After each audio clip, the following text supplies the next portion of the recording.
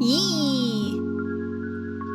Hey guys, welcome to my channel. My name is Tiffany and I'm the owner of Tiffany Gordon Cosplay LLC, which is a company that focuses on costume and prop fabrication as well as education. We'd love to have you as part of our cosplay building community here, so subscribe to the channel and let's like the video too. Yeah.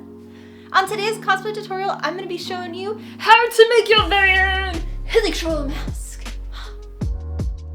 So, let's get started. And here are all of the tools and materials that you will need for making this mask, including the 2 and 4mm HD foam, and I will have links to all of these in the description. As well as the pattern for this mask is available on my website, TiffanyGordonCosplay.com. Again, link in the description. To first start off, we're going to focus on the face. And for this, we're going to be tracing parts A through D onto 4mm HD foam. Next, you're going to want to heat treat it with a heat gun, as well as cut it out using an X-Acto knife.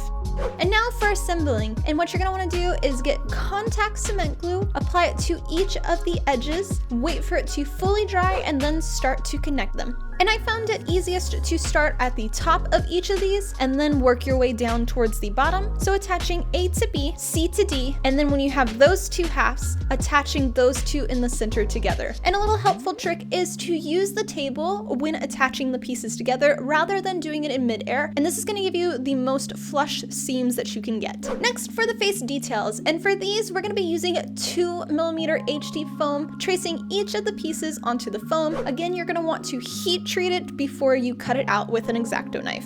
And to help with the placement of where these 2mm pieces are attaching to our main face, I ended up taping our piece of paper onto the center and then making little tack marks on where I wanted the detail parts to lay. And after that, I like to use those little tack marks as guides and trace the actual foam piece where it's going to lay. This way, I had a very clear indication on where to apply my glue. Then again, apply your contact cement glue to the backside of your 2mm foam, as well as to our traced section onto the 4mm foam. Wait for both pieces to fully dry and you can start to connect them afterwards.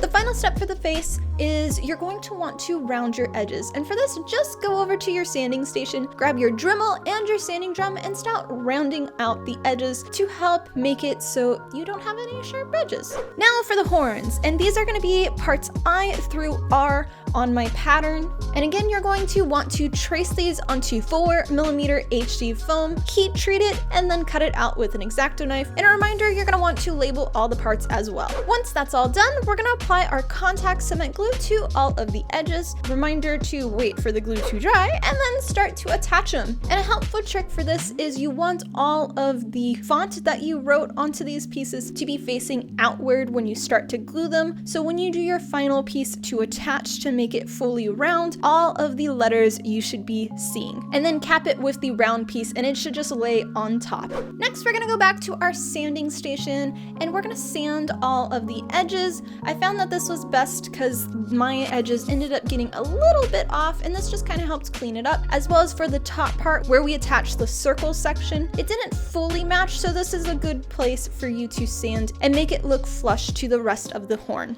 For placement of these, I did indicate that there is a specific left one and a right horn, so make sure you know which side is which. And then with the template, again, put it on top and just did little guide marks so that way I had a general idea of where I wanted the horns to sit on the mask. And then I put the actual horn on the face portion and traced that so I knew exactly where to apply my glue onto the mask and the back side of the horns, and then wait for your glue to dry again before attaching them together to finish out the construction of your Hilly mask.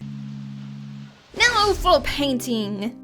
And here is the list of all the tools and materials that I used for painting this mask. And as a reminder, if you don't have access to airbrush paint or an airbrush gun, you can always paint this by hand with a paintbrush and just acrylic paint. The first step that we're gonna wanna do is to prime our piece. In this, we're gonna be using Plasti-Dip, applying 3 heavy coats onto both the top part of the mask as well as to the underside. A reminder that you do wanna wait 1 hour in between each layer of Plasti-Dip to fully cover all of your piece, and you'll want to do 3 coats in total. Then for the painting portion, and we're going to be using paint that was provided by Cretex Colors, as well as an airbrush gun that was provided by Iwata Airbrush. Starting off with the first base coat of Wicked Cream.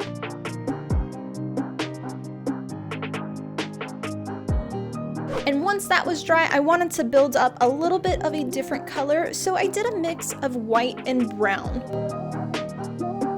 Then for detail painting, and for this, you can always mask off all of the white portions with masking tape and airbrush paint this next section, but I was feeling lazy, so I decided I wanted to paint this by hand, and I used a Wicked Red Oxide as well as white, mixing them together and then painting them with a paintbrush. Doing this way though, you will need to apply a few layers on top just because it is going to be a little bit transparent. And the final step for completing this mask is going to be sealing it. And for this, I'm going to be using Cretex Colors UVLS Satin, applying it to the entire mask to finish out our Hilichurl mask.